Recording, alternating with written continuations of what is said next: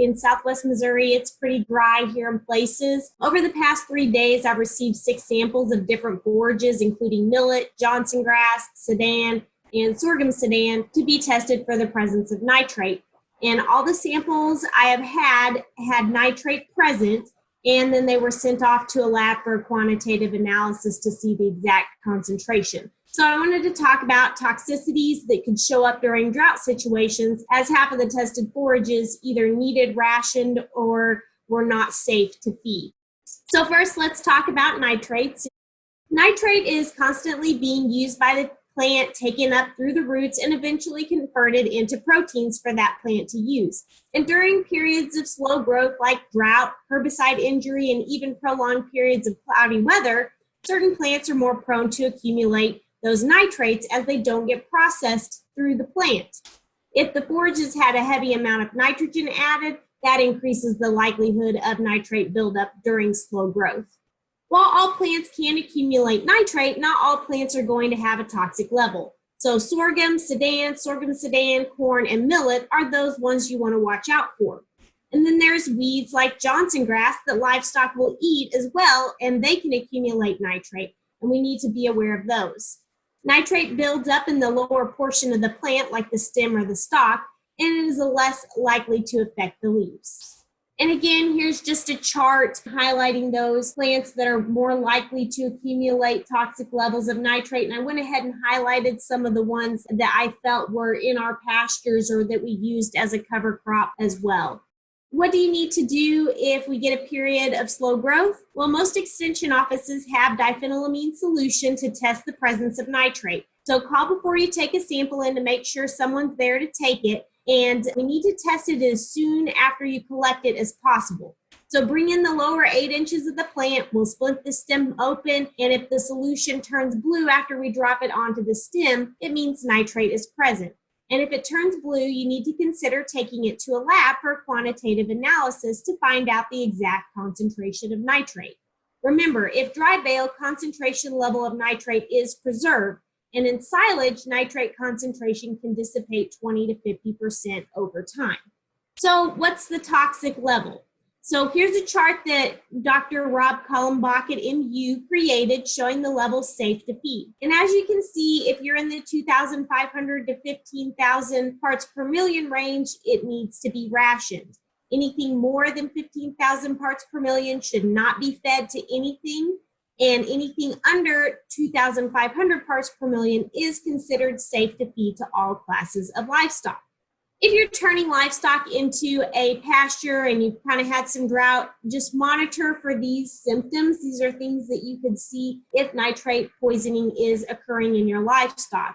So some things that you may notice later on, something you may not see right away, is some of our cattle may have abortions or we may have reduced milk production as well.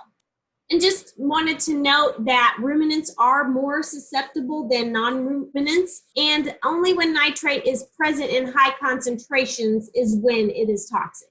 So to sum it up, a quantitative analysis is needed to determine the exact concentration level of nitrate. If we have a drought ending rain, which is enough rain to make plants start growing again, wait 5 days before allowing your livestock to graze, as nitrate temporarily increases before flushing through the plant. Don't allow your animals to graze lower than 8 to 10 inches. That's where it accumulates the most. You can also make silage or dilute other feeds if it's at a safe level to do so, or feed it to less risky classes of livestock. But never green chop or feed it, as that eliminates the animal's ability to avoid the plant parts like the lower stem or stalk where the nitrate is most concentrated.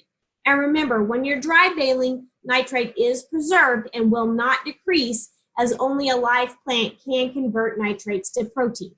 So let's talk about prussic acid now.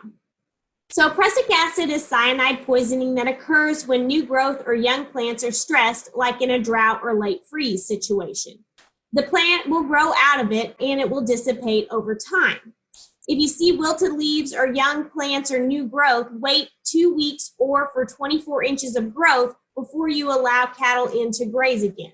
Prussic acid is not preserved in a dry hay, so it is okay to bale forages affected by prussic acid. And millet, again, is not susceptible to prussic acid buildup, but Johnson grass and some sorghum lines are. In addition to the plants I already mentioned, as you can see on this chart, be aware that wild cherry leaves can also cause prussic acid poisoning.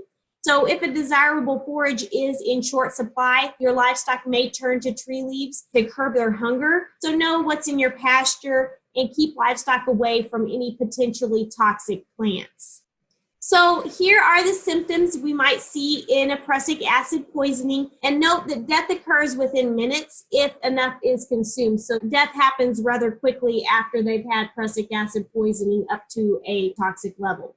So what are your options? A long time ago, Eldon Cole told me with prussic acid, we need to follow the rule of 2. So wait 2 weeks or for 2 feet of growth after an extreme drought or late frost before allowing your livestock to graze susceptible plants. And do not turn in hungry livestock, as high consumption does increase poisoning potential. Finally, let's compare the two. So nitrate occurs in the lower portion of the stalks in sorghum sudan, millet, Johnson grass, and corn, while prussic acid affects young growth or new growth and does not affect millet. And when it comes to grazing, avoid the lower portion of the plant or wait 5 days after a good rain for nitrate concerns. And with prussic acid, the wait time is longer following a drought or late frost, so follow the rule of 2, waiting 2 weeks or for 2 feet of growth. And if you see any symptoms, you have about 4 hours to treat an animal with nitrate poisoning, but death occurs within minutes of prussic acid poisoning. And remember, nitrate levels are preserved in dry baling, so it's better to create silage or baleage as levels can dissipate 20 to 50% over time, and prussic acid does not have an issue in properly cured hay.